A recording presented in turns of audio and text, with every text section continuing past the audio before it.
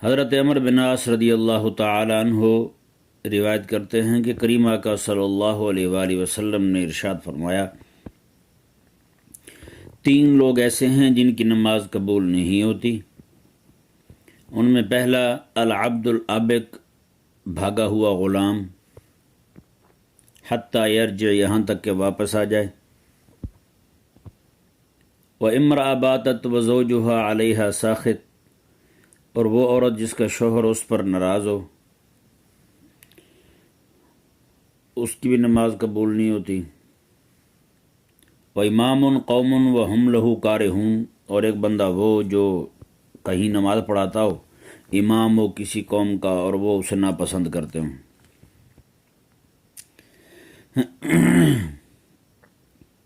یہ روایت شریفہ جو ہے یہ ترمذی شریف میں سنن ترمذی جلد 2 صفحہ نمبر 192 پر موجود ہے۔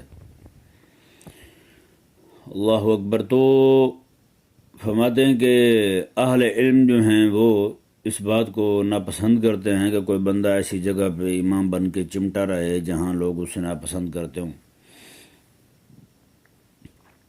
اور اسی کے حاشیے میں یہ بات موجود ہے، کہتے ہیں کہ فسألنا عن امر الامام، ہم نے امام کے بارے میں پوچھا تو ہمیں بتایا گیا کہ اگر امام جو ہے وہ ایسا ہو جو خلاف سنت نمازیں پڑھاتا ہو اور اس کی سنت کی مخالفت کی وجہ سے لوگ اسے ناپسند کرتے ہوں، تو ایسا امام جو ہے اسے امامت چھوڑ دینی چاہیے، پھر وبال اسی پر ہے۔ یعنی نماز بھی خلاف سنت پڑھاتا ہے، اوپر سے چمٹا ہوا بھی ہے مصلی سے، نماز اپنی سنت کے مطابق بھی نہیں کر رہا۔ تو رہا وہ فما من اقام سنت، رہا وہ بندہ جو سنت کے مطابق نماز پڑھاتا ہے، کریم آقا علیہ الصلوۃ والسلام کی سنت کی رعایت رکھتے ہوئے نماز پڑھاتا ہے۔ فإنما الإثم علی من کرہہ، پھر میں کہ جو بندہ اسے ناپسند کرے گا امام کو تو پھر گناہ اسی پر ہے۔ آج بہت سارے مقامات پر لوگوں کو جو امام سے تکلیف ہوتی ہے وہ تقریباً اس کی حق گوئی کی وجہ سے، دین بیان کرنے کی وجہ سے ہوتی ہے۔ بعض مقامات ایسے بھی ہوتے ہیں جہاں پر لوگ جو ہیں ان کو واقعی امام کی قرات صحیح نہ ہونے کی وجہ سے اس امام سے تکلیف ہوتی ہے، یا باقی اور کوئی معاملات ہوتے ہیں۔ اللہ اکبر کبیرہ۔ مجھے ایک بندہ کسی علاقے کا ملا تو وہ مجھے کہنے لگا کہ میں امام سے ناراض ہوں، اس کے پیچھے نماز نہیں پڑھتا۔ میں نے پوچھا جی حضرت وجہ کیا ہے؟ انہوں نے کہا جی وجہ یہ ہے کہ میرے امام کو ہمارے علاقے میں آئے ہوئے 20 سال سے زیادہ عرصہ ہو گیا ہے، تو آج تک اس نے مجھے موٹر سائیکل پہ بٹھا کے میرے گھر نہیں چھوڑا، تو اس لیے میں اس کے پیچھے نماز نہیں پڑھتا۔ میں نے کہا بھئی جب دل ہی نہیں مانتا تیرے پیچھے نماز پڑھنے کو تو پھر میں نماز کیوں پڑھوں تیرے پیچھے؟ اسی طرح ایک علاقے میں اس علاقے میں رہ کے آیا تھا، وہاں پہ ایک بندہ جو ہے وہ امام کے پیچھے نماز چھوڑے ہوا تھا۔ مجھے انہوں نے بتایا کہ یہ امام کے پیچھے نماز نہیں پڑھتا، تو آپ اس کو سمجھائیں۔ میں نے کہا ہاں جی، آپ نماز کیوں نہیں پڑھتے امام کے پیچھے؟ کہنے لگے جی بس دل نہیں مانتا جی، دل جب تک صاف نہ ہو اس وقت تک نماز کیسے پڑھیں ہم؟ میں نے کہا جی آپ بتائیں تو صحیح۔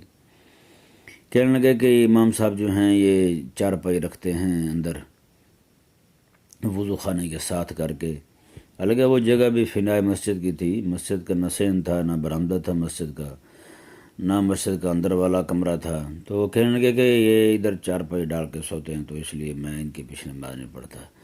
میں نے کہا جی آپ یہاں وضو کرتے ہیں؟ کہتے جی کرتے ہیں۔ میں نے کہا آپ کا یہاں وضو کرنا اور تھوک پھینکنا جائز ہے؟ میں نے کہا ساتھ بیت الخلاء ہے، وہاں پہ آپ قضاء حاجت کے لیے بھی جاتے ہوں گے؟ کہتے جی جاتے ہیں۔ میں نے کہا آپ کا وہاں جانا جائز ہے، پیشاب کرنا اور ساتھ اس کے باہر کر کے امام کا چارپائی ڈال کے اس پہ سونا جائز نہیں ہے؟ کہتے نہیں بس دل ہی نہیں مانتا نا جس کے پیچھے نماز پڑھنے کو۔ تو اس لیے یہ بات واضح ہو گئی، اگر تو امام جو آقا علیہ السلام نے فرمایا کہ اس بندے کی نماز قبول نہیں ہوتی، عبادت اس کی قبول نہیں ہوتی جس بندے کے مقتدی اس سے ناراض ہوں، یعنی کہ اسے امام بنانا نہ چاہتے ہوں پھر بھی وہ دھکے سے امام بنا ہوا ہو۔ اس سے یہ بات واضح ہو گئی کہ اگر تو امام جو ہے نماز خلاف سنت پڑھاتا ہے، اس کے اندر شرعی خرابی ہے، پھر بھی وہ چمٹا ہوا نمازیں پڑھاتا ہے، تو پھر گناہ امام پر ہے، پھر امام کی قبول نہیں ہوگی۔ اگر امام جو ہے وہ سنت کے مطابق نماز پڑھا رہا ہے، شریعت کی رعایت رکھتے ہوئے نماز پڑھاتا ہے، شریعت کی اتباع کرتے ہوئے نماز پڑھاتا ہے، پھر بھی کسی بندے کو تکلیف ہے ایسی کہ اس نے مجھے موٹر سائیکل پہ نہیں بٹھایا، یا اس کے پاس سائیکل تھی تو اس سے سائیکل پہ نہیں بٹھایا مجھے، تو ایسی کوئی صورت ہے، ایسی کوئی حالت ہے، تو پھر یہی گناہ جو ہے نا وہ اس کے نام اعمال میں لکھا جائے گا جو بندہ بغیر کسی عذر شرعی کے امام سے بغض رکھتا ہے، یعنی اب اس کی نماز قبول نہیں ہوگی۔ یہ مسئلہ ذہن میں رہے۔ اللہ تبارک و تعالی ہمیں سمجھنے کی توفیق عطا فرمائے۔